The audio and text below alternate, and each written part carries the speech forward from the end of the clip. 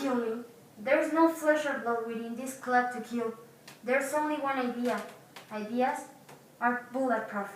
I represent the revenge, anarchy, justice, and the freedom.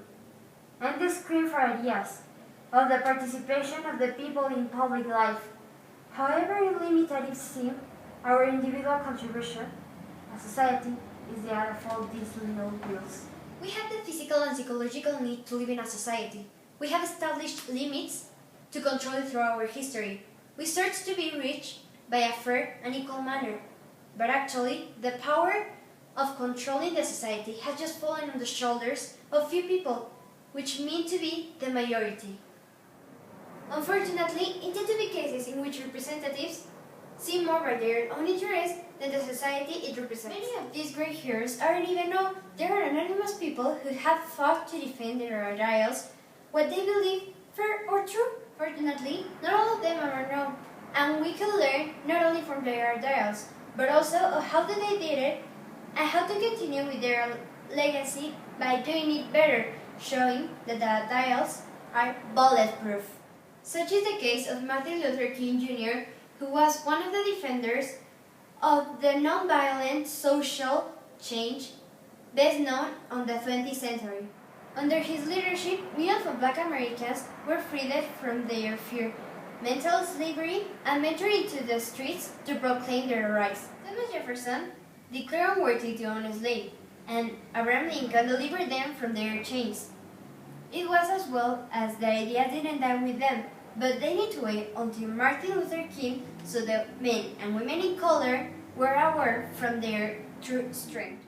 King adopted the model of Gandhi of nonviolence to create anti-segregation campaigns that made him the most prestigious leader of the American civil rights movement, obtaining in the 1964 the Nobel Prize of Peace. He organized and carried out various peaceful activities demanding the voting rights, non-discrimination, and other basic civil for Black people of the United States, most of which will be legally enchanted with the approval of the Act of Civil Rights and the Act of Voting Rights.